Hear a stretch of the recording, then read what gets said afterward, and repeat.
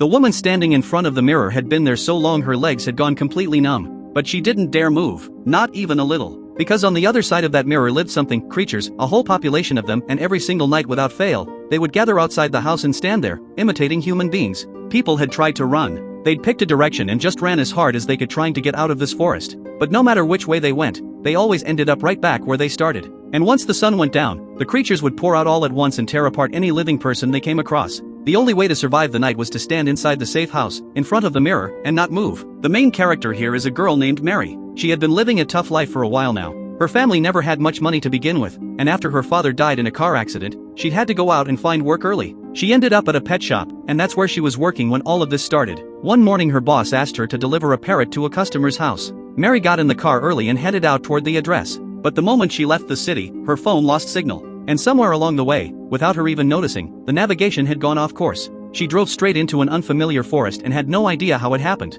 Then her car broke down without any warning at all. No sputtering, no warning light, it just stopped. And standing there on the side of the road, Mary felt a chill go down her back. The forest was too quiet. Not peaceful quiet, wrong quiet. The road signs nearby were covered in rust, like nobody had been through here in years. Staying put wasn't going to help her, so she grabbed the parrot in its cage and started walking, looking for any way out. She'd only gone a few steps when she turned around, and the car was gone. Not hidden behind trees, not around a bend. Just gone. She went back and looked everywhere. Nothing. The car had completely disappeared. The sun was already starting to go down. Mary crouched on the ground, her panic rising with every passing second, and then a massive flock of crows dropped out of the sky right around her. That made everything worse. She forced herself to get up and started moving, trying to get out of the forest before it got dark. Then from somewhere behind her came a low, heavy growl. She spun around and caught a glimpse of something moving fast through the trees. She didn't stop to think, she ran after it. After following it through a few turns in the path, a strange house appeared in front of her. Mary didn't hesitate. She ran straight in. Inside, she found a group of people already there.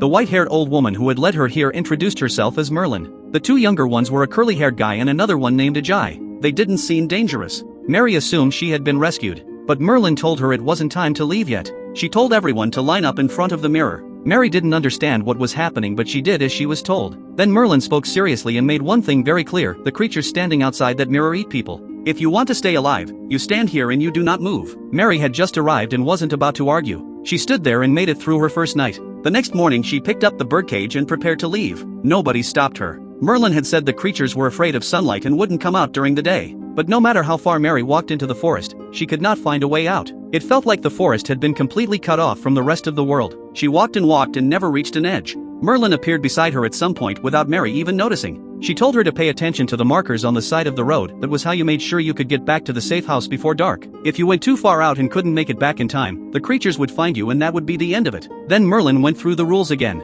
At night, you must never turn your back to the mirror. No matter what happens, you never open the door after dark. There were caves scattered throughout the forest. Stay away from all of them, because those were almost certainly where the creatures lived. Merlin and the others were in exactly the same situation as Mary, all of them trapped, all of them victims. During the day they searched for a way out, but there were too many things to be careful about and progress was painfully slow. As the days went on, Mary grew more and more frustrated. She started to wonder whether Merlin's warnings were even fully true. After all, neither Curly nor Ajay had actually ever seen what these creatures looked like. She wanted out, and she wanted out fast. So she went to Ajay and quietly suggested they go check out one of the caves. Ajay stayed at the top and held the rope while Mary climbed down into the cave using a lighter to see. What she found surprised her. The cave was packed with items that belonged to humans, tools, objects, all kinds of things, like someone had been using it as a storage room and then abandoned it. She picked out a few things that might be useful and had Ajay pull them up. Then she heard something move behind her. She turned around. A hand reached out from the darkness toward her, but the moment it hit the light from her lighter, it yanked back instantly. Ajay threw the rope back down just in time and Mary climbed out with no time to spare. They had broken Merlin's rules, but at least they came back with something useful. Ajay connected a camera they had found to the television set inside the house and built a basic surveillance system. For the first time, they were actually going to be able to see what these creatures looked like. That night, almost as soon as it got dark, urgent knocking started at the door. Mixed in with the knocking was a human voice calling out for help. Curly went still the moment he heard it. That was his boyfriend's voice. He recognized it immediately and started getting emotional. But Merlin stepped in front of the door and blocked it. She told everyone this was most likely one of the creatures pretending to be him. The voice outside kept getting more and more desperate. Curly looked like he was about to open the door by force. Merlin quickly told him, if you really think it's him, ask it something. Something only you and your boyfriend would know. Something no one else could answer. Curly thought about it and decided that made sense. He asked about a private moment the two of them had shared back in university. The thing outside couldn't answer. Not even close. Curly understood then, whatever was at that door, it wasn't his boyfriend. He then tried to get it to walk in front of the camera so they could see it clearly and prove it wasn't human. That completely enraged the creature. It started screaming and howling. Then it smashed the surveillance camera outside and began slamming itself against the mirror of the safe house. Merlin kept calling out, begging it to stop, over and over, until the creature finally backed off. But the mirror now had a crack running through it. That crack was a warning, and everyone understood what it meant. First thing the next morning, Merlin collected every item they had taken from the cave and returned all of it. She then made it clear to everyone no more breaking the rules. If they wanted to find a way out, they needed to think of another approach. With no other option, Mary went back to the most basic method available. She started memorizing every road marker around the forest, one by one. She covered almost everything in the surrounding area, but she still could not find the exit. Days went by. The younger people in the group were becoming more and more restless. Then one day Ajay completely snapped. He had decided that the reason all of them were still stuck here was because of Merlin's rules, so he grabbed Merlin and tied her up. When Mary moved to untie her, Ajay used that moment to pull Curly into the safe house and lock the two of them inside, leaving Mary and Merlin outside on their own. He wanted to see for himself whether the two of them would actually get torn apart or not. Merlin knew this forest far better than any of them. She could feel that the creatures were about to move. She grabbed Mary and pulled her into a hollow in a rotting tree trunk. She said the smell of decay coming from the wood would cover their scent.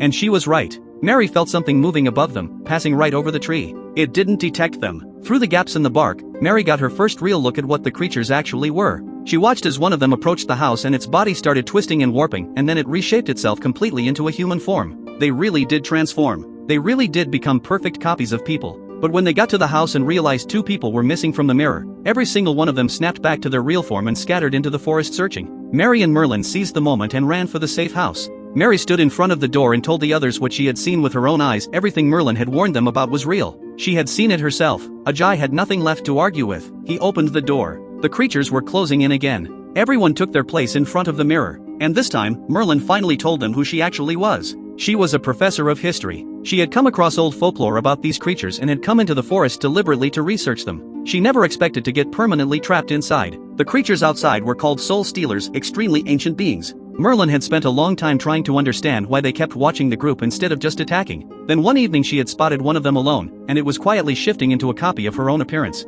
That was when she worked it out. They weren't attacking because they were studying everyone, learning every detail so they could replace them completely. That was the plan all along. Right at that moment, the sound of voices came from outside the door. Loud, overlapping, speaking in familiar tones. The soul stealers had finished their preparation. They were coming in tonight to kill everyone and take their places. Everyone pushed furniture against the door as fast as they could, but that was never going to hold. Then Ajay moved a table and found something underneath it, a hidden trapdoor in the floor. Nobody hesitated. They dropped down into it one after another and pulled the hatch shut just as the creatures broke through the door above. The underground room was huge. There was ventilation, electricity, and shelves stacked with food and supplies, enough for someone to live down here for a very long time. Mary found a laptop on a table and opened it. It was full of video recordings. The videos were from an old man. He was the one who had built both the safe house above and this room below it. He had come here for the same reason Merlin had, to study the ancient species living in this forest. What he found was that these creatures were not just violent and predatory. They were actively learning from human beings. They were watching, copying, adapting. In one recording, the old man had managed to capture one of them. The creature transformed into the shape of a small girl right in front of him. He believed this meant they might finally be able to communicate. But the creature never once treated him as anything other than prey. No matter what form it took, that was all he ever was to it. In the final recording, the old man said that one of the creatures had taken on the appearance of his wife. Every day it would come and stand outside and talk to him in her voice.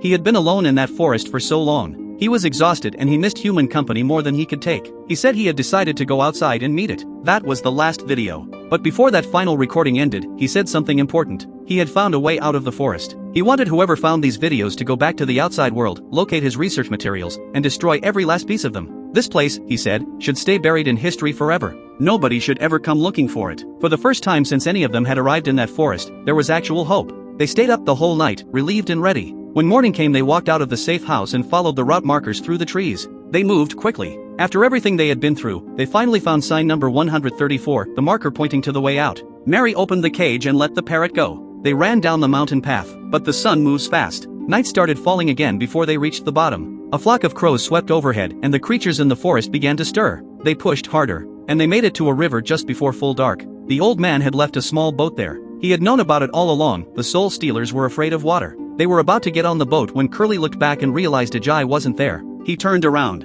Ajay had been grabbed. A creature had him. Everyone screamed his name, but there was nothing anyone could do. They watched the creature cut his throat right in front of them. The next day, Mary and Curly made it out. They flagged down a bus on the road outside the forest and rode it back to town. Slowly, over time, both of them worked their way back to something like a normal life. Mary hadn't forgotten what the old man asked. She went to his university office and found the research materials he had mentioned, everything he had collected and written about the Soul Stealers. She packed it all up and was about to leave when she noticed something on the desk. A few photographs. She stared at them. Then her face went completely white. She grabbed the photos and rushed to Curly's house. She held them out. The woman in the photographs, the old man's wife, looked exactly like Merlin. Identical. And the wife had died of cancer years ago. Which meant the Merlin who had been with them the whole time, the one who had walked out of that forest with them, was very possibly a soul stealer wearing her face. Curly pushed back. It couldn't be right. Soul stealers couldn't survive in sunlight, but Merlin had walked around freely during the day the entire time they were in the forest. While the two of them were still trying to work it out, a car pulled up outside the house. Mary looked up. Another Curly got out of the car and walked toward the front door. Mary understood immediately. The Curly sitting right next to her was the soul stealer. And the creature stopped pretending. It said directly yes, it was the one who had been pretending to be Merlin. In the next second it moved behind the real Curly and knocked her out with a single strike. Then it shifted its face again into something else entirely, just to show Mary it could. But there was something it had never been able to understand about itself. Why was it the only one of its kind that could move in sunlight? All the others burned or hid. Not this one. And because of that, the others had always rejected it. It had been an outcast among its own. That was the real reason it had disguised itself as Merlin and hidden inside the safe house with the humans, to get away from its own kind. Mary listened to all of it. Then she told the creature, you don't have to live the way the other soul stealers do. You can walk in sunlight. You can blend into the world. You don't have to hide or hunt or be what they are. You could just live among people. Something about those words got through. The creature let out a sound, something between a cry and a roar, and then its body started twisting. Two wings tore open from its back. For the first time, it let go of every human shape it had ever worn and stood as whatever it actually was. Then it didn't attack Mary. It climbed up to the roof and stayed there for a moment, like it was saying goodbye. And then it was gone. Mary went back to her life after that. But every now and then, in a quiet moment, she would get a feeling like a pair of eyes somewhere nearby were watching her. Maybe it was one of them. Maybe the one that had walked out with her was still close. Watching. The way they always do.